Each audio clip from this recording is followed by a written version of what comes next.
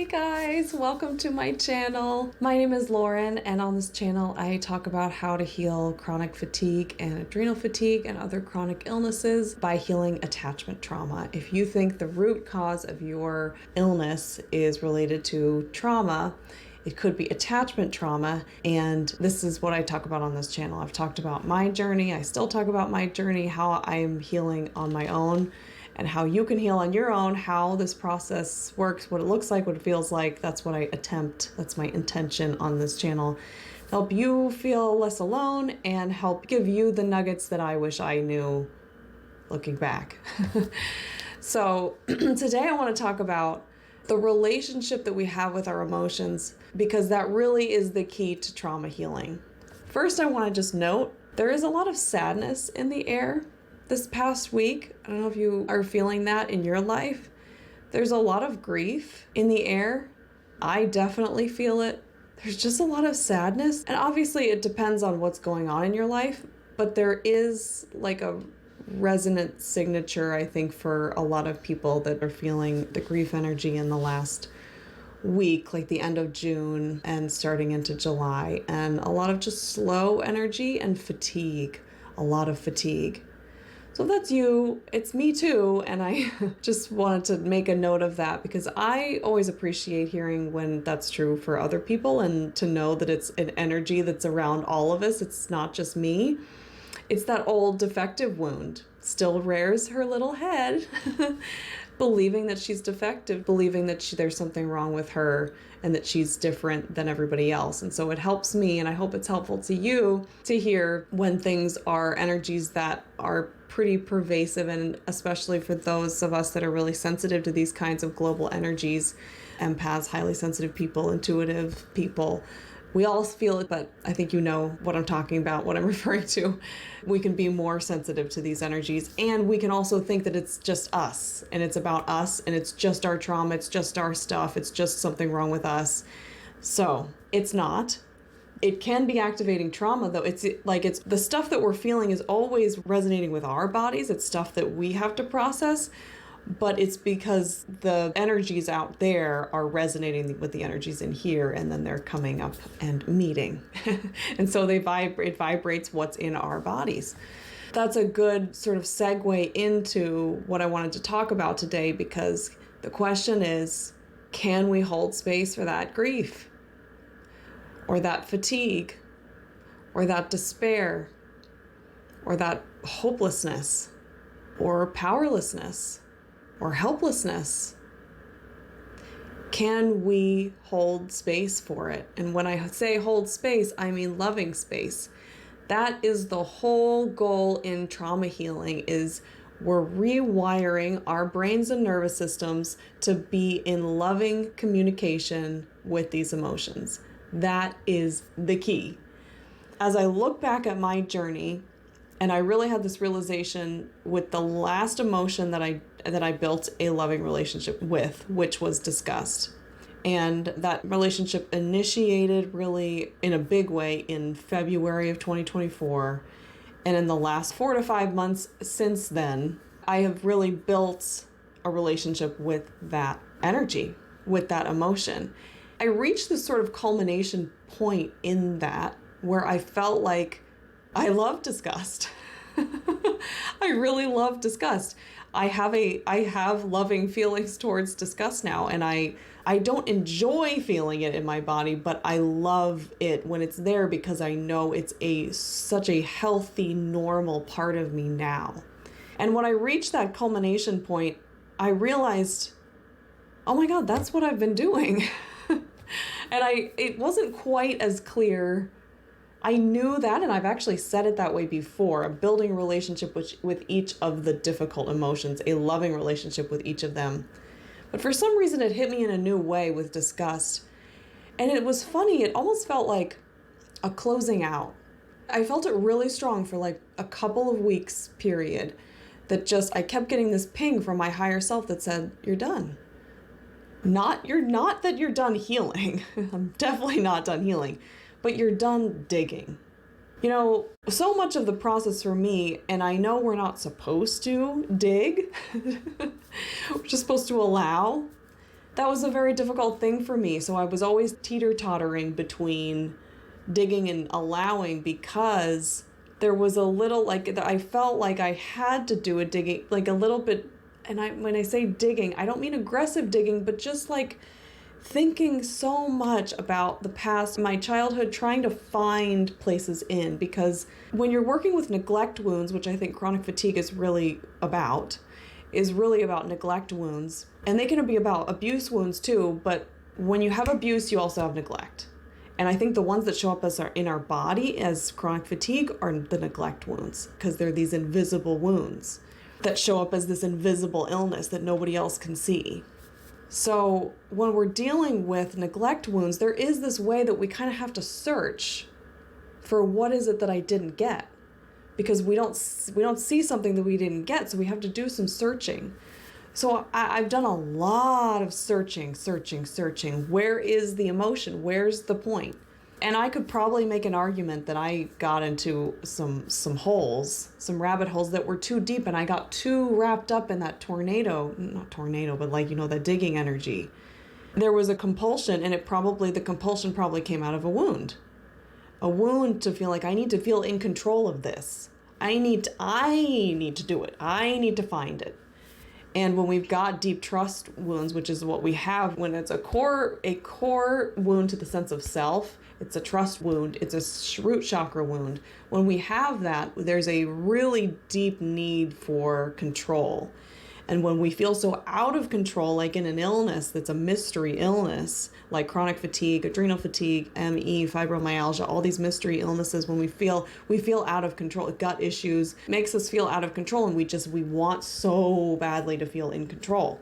We all need a sense of control, but the really intensity of it comes from a wound to that deep sense of trust, because that trust was broken when we were children, in the emotional attachments that we relied on. And our brains were wired to know that we rely on these people for survival, and we need to have these attachment needs met to signal to us that we're safe. So there is this like yearning to dig for the wound, even though the relationship that we're trying to build with ourselves is the energy of allowance. Digging is like this. I gotta get you, and I've gotta find you. It's leaning in, but in a hunched, constricted, like sort of tight energy. And allowance is open. That's what we're trying to cultivate, but it doesn't happen overnight, because in order to be like this, you have to have deep trust in yourself. And that only happens over time. That's what we're building in this process, the process of building a loving relationship with each of the difficult emotions, and maybe the positive emotions too, like joy. If that was stifled in your childhood, if that was said, that's too big, that's too loud, don't show your joy, or it was shamed. A lot of negative feelings are often shamed. When we've got attachment trauma, that's a pretty common thing to find in your history, that the emotions were shamed or ignored or dismissed, or there just wasn't room for it. So the process of healing from trauma is the process of building a loving relationship with each one of the emotions, mostly the difficult ones. When we make a loving relationship with the difficult ones, joy and creativity will usually just come through on its own, because it'll uncover those energies. And there might be some shame to work with around those energies too, but it's really the difficult emotions. It's the grief, the anger, the rage, despair, powerlessness, helplessness, disgust, disappointment, just pain, fear, of course, terror, anxiety, loneliness, guilt. Did I say shame? There are all these difficult emotions. And the question is, how do we develop a loving relationship with each one of them? So of course, if you know me, that one of the things I'm going to say is the tool to use, the somatic tool, my favorite one to use in this process when we're starting the rewire process, is havening. Havening. So we do strokes around the eyes, we do strokes down the arms, and we do strokes on the hands. Over and over and over again, it is sending loving communication to our insides, to our inner child, our inner children. And that will start the rewire. It has to happen somatically because we're dealing with the unconscious, not the conscious. If we're dealing with the conscious, we could just say it up here. You're loved, you're safe, you are lovable, you're safe, you're wonderful, you're cherished, you are cherished, you're valuable, you're important, you're significant, you're interesting. All of these affirmations, which are wonderful, but if we've got a very strong, wounded unconscious, those affirmations will stop at the brainstem if they're only happening verbally and mentally. So we've got to have a way of sending them somatically. So that's why we bring in havening. If you like tapping better, also called EFT, emotional freedom technique, that's great too. Either one, we've got to have in it, but I just find this one, havening, to be so soothing. And it simulates the mother's touch, and our bodies are wired to receive this as love and safety and connection and acceptance. Well, you can really stroke any part of your body. There are no rules. Whatever feels good at the moment. These inner arms are feeling really good to me now, so I'm doing that. So we've got to have a somatic approach to doing this rewire. But looking back, as I was saying before, it really has been cycles of individual emotions that I personally had a very unloving relationship with. Now, shame is an unloving relationship in definition. So, shame is a turning on the self. So if we have a lot of shame energy in our body, that's an automatic yes, we need to develop love and acceptance around that energy.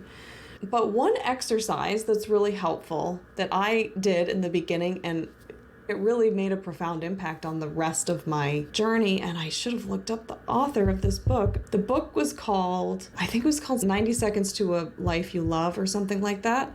It was a good book. It's worth reading for sure. It's the idea that every emotion, if they are going to pass through you, they only really take 30 to 90 seconds. They come in these waves.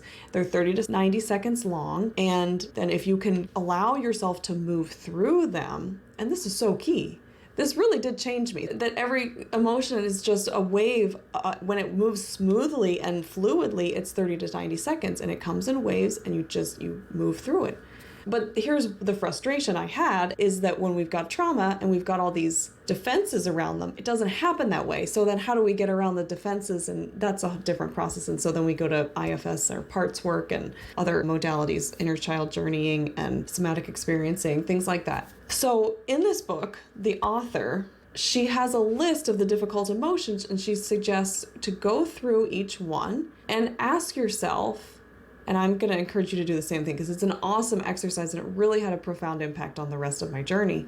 Ask yourself, do I know what this feels like in the body? Do I know what this somatically feels like? If I think of shame, do I know what that feels like in my body? If the answer is yes, that's great. It's not dissociated from. But then the next question is, that I'm not sure she said, but I'm going to say, then do I have a loving relationship with it? Do I have acceptance around it? Do I welcome shame into my body with loving arms? Most of us are going to say no, because shame is so miserable and horrible to feel. And shame is so prominent in trauma. But you can do the same in anger. Do I know what anger feels like in my body? Do I know what disappointment feels in my body? Do I know what disgust feels like in my body? Do I know what powerlessness and helplessness and hopelessness feel in my body? Guilt, anger, embarrassment. Do I know what these each feel like in the body? And then the second question is, if it's yes, do I have a loving relationship with it? If the answer is no, then that's one I want to work on, and I want to do a lot of havening. If the answer to, do I know what it feels like in my body? Like for me, disappointment, I read disappointment and disgust. I didn't know. I had no idea what that feels like in my body. It was sort of a vague, but it was intellectual. Obviously, we all intellectually know what those emotions mean, but could I embody it? No. I didn't know how to embody that. Or powerlessness. I kind of had a vague sense, because it had just been so prominent. It just felt heavy to me, but I wouldn't be able to like put myself into a shape that my body would want to do. That's what I mean. Could you embody these different emotions? Could you make a shape out of your body? Could you make a posture? What would it look like? So disgust, for example, I've described it before. It's a curling of the lip. It's a turning away. It's a putting hands up, looking away. Ugh. It's got chills. It's like got a shudder and a shake and a skin crawling. Powerlessness or hopelessness or helplessness, that is curled up in a ball in the fetal position and very, very sad face. Disappointment is like a frown, like a very sad and a turning in, and like you almost want to like curl in on yourself. And it's very lonely and feels very, very lonely inside.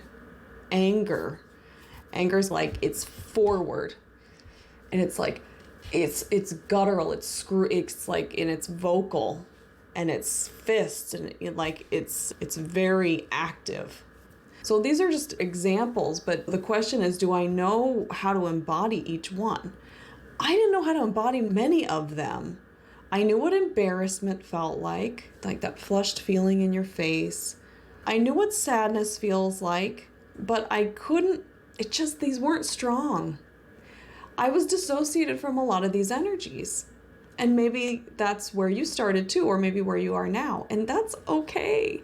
That's just it's a cool exercise to really just put in a picture, what are the emotions that I've dissociated from? And that's really great information, because that's where curiosity can come in and be like, why? Where was that? When were the first experiences? What were the first experiences that I had with that emotion? And why couldn't I feel them?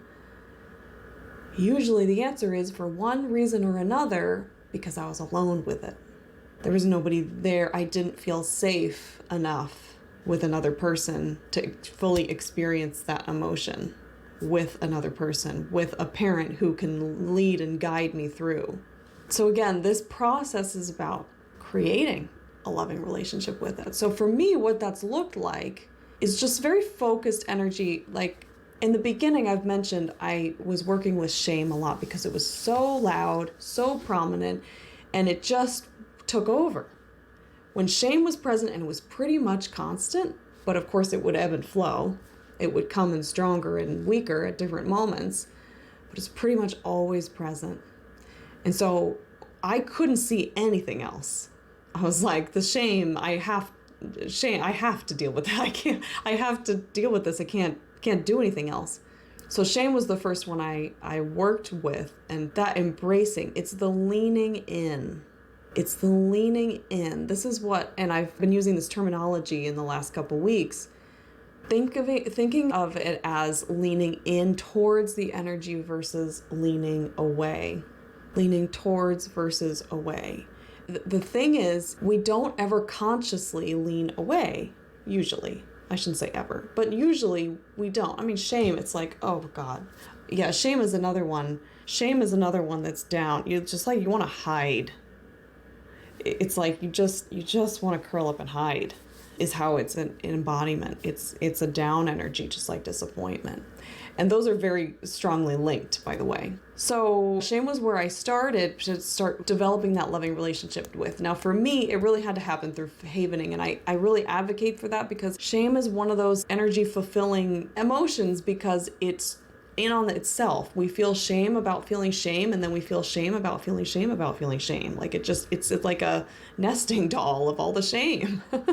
And you can't get anywhere with that. So we've got to just embrace the shame. And that's why havening is so great, because you can be thinking anything. You can be thinking you hate yourself. And you're this message. I love you when you hate yourself. I love you when you feel ashamed. I love you when you feel disgusted. I love you when you feel disgusted by yourself. I love you when you're angry. I love you when you're contemptuous. I love you when you're rageful. I love you when you're resentful.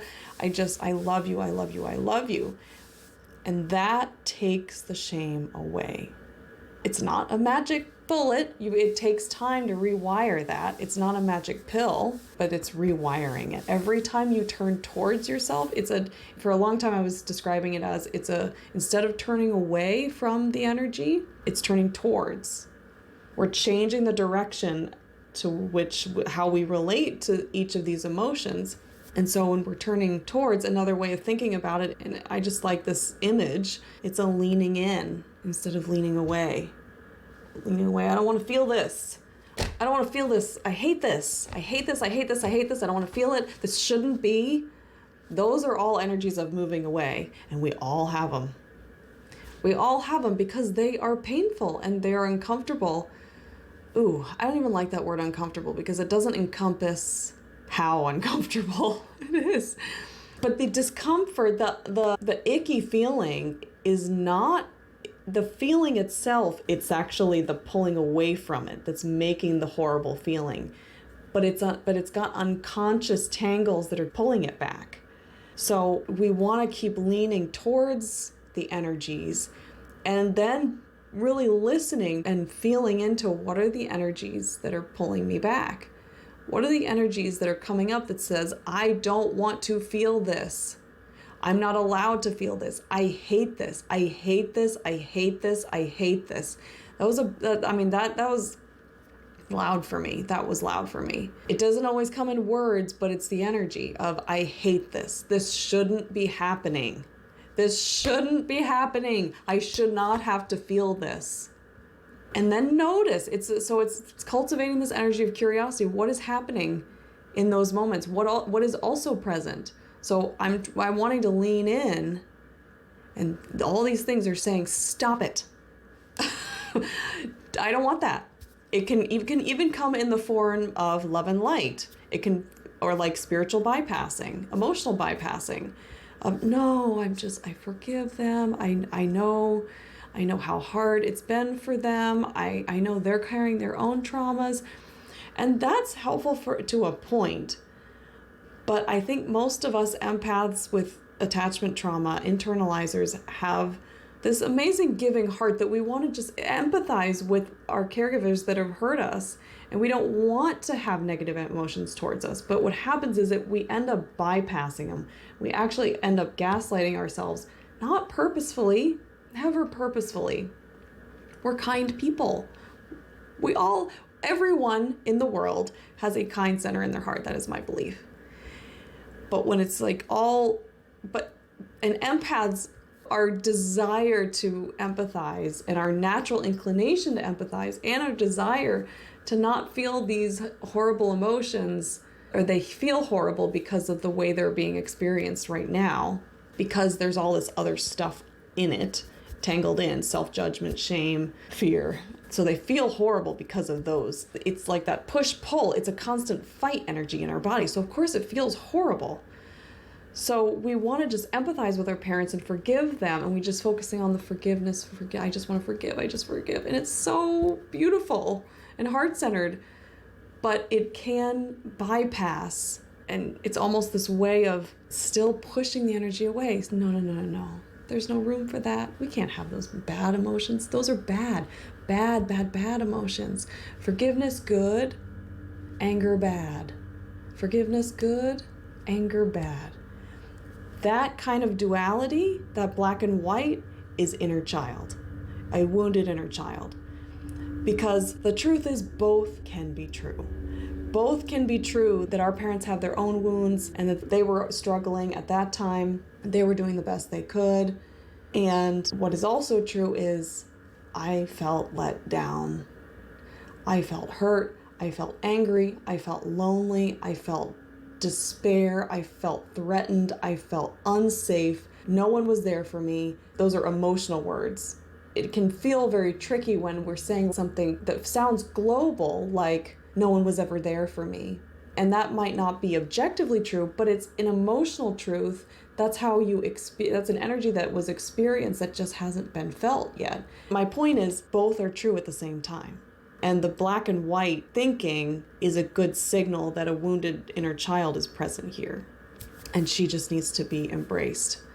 So this topic is really big. I can't really cover the whole of, this is what I try to do on my whole channel, is how to create loving space and a loving relationship with each one of the emotions. And I'm going to make a video about disgust in particular, because it's been my most recent relationship development of that. So it's just too big of a topic, and I'm already at 30 minutes. It's too big of a topic to cover exactly how you do that. But I wanted to give this as a conceptual framework. Hopefully it's helpful. I find conceptual frameworks really helpful. For me, and hopefully for you, they help to de-shame the process. Shame takes multiple sides, like multiple resources. I don't know what the word is I'm trying to think of, to love it. One of them is havening. That's the somatic tool to use with that. In my experience, that's what I like to recommend. I've found it so potent and helpful and so good for the nervous system. So good for the nervous system. Speaking of nervous system, my nervous system course is out and ready for purchase, ready to be consumed, and hopefully heal your nervous system, reset your nervous system. It is specifically made for people with adrenal fatigue, but it is amazing, I think, for anyone who wants to reset their nervous system. But I do talk about it. It's really referencing adrenal fatigue in the course. So there's a link down below if you're interested in checking that out. So shame, another sort of way to come at shame is we've got to de-shame cognitively too, and learn about attachment wounds, learn about our attachment wounds, and learn these conceptual frameworks to help de-shame it, because it makes us remember we're not alone and we're not weird, we're not defective. That defective wound runs really deep, and shame is a huge part of that. And so we're trying to untangle that energy, and one of the methods of doing that is learning, like you're doing on this channel and other channels that you listen to, and books and other resources that you're learning about, and then your own experience with yourself. It's like these frameworks are so helpful for de-shaming. So I hope that's helpful. I really hope that's helpful. And circling back to the beginning, can we really lean into the grief and the fatigue and the weightiness that might be present in your life? It is mine, big time. I tried to make this video a few days ago, and I was just so teary. I was just like, I decided a day later, I was like, okay, I think I want to remake that. I really thought about it all. I thought, the vulnerability is awesome, but I don't think I articulated. I was very much in my sadness, and my focus was creating a loving space for that. So it was more of a me moment than a we moment. My point is, can we really lean into and just embrace the heck out of the grief? It is so meant to be here. It has every reason for being here. If it's here, it has a deep and valid reason for being there. We cannot make up emotions in our body. They always are coming from an authentic place and a very real experience that we've had. So can we create loving space for the grief that is happening in our bodies? And we really love that. Havening and just letting yourself have the tears, lean in. Where are you feeling it in the body? And can you amplify it? Can you make it feel bigger? Can you think of what shape your body wants to make? Can you feel into what is the sensation of this feeling, and what are the thoughts with it? And just if there's one that brings more choking up, a little more tears closer to the surface, if there's a phrase or a word, keep saying it, or searching for other ones that go deeper. Bring that, welcome that energy up in loving, compassionate space by using havening while you're doing it, and to try to just allow that space, that loving space for it. So I hope this is helpful. I hope you're doing well. I hope you're feeling like you're able to embrace any emotions that are coming up, any difficult emotions that are coming up right now, and any positive emotions and wonderful emotions and experiences that are coming up too. But it's really usually the difficult ones that are more difficult. So yeah, I hope you're doing well. Again, my course is down below if you're interested in nervous system reset and adrenal reset. And I'm available for one-on-one work. I would love to hear from you. That is on my website at laurenvoorhees.com. That link is also down below. It is awesome to work one-on-one with somebody, to be able to have that loving, compassionate, sacred space held for you while you're working through this work. It will accelerate it will accelerate your progress because we learn so much faster by experiencing from another than experiencing with ourselves. So I hope you have a beautiful rest of your day. And oh my gosh, I think my camera's gonna fall. I'm having trouble with my pop socket. It keeps falling off. Okay, I'm just gonna hold it. I hope you have a beautiful rest of your day, and I will look forward to talking to you on the next one. Take care. Bye.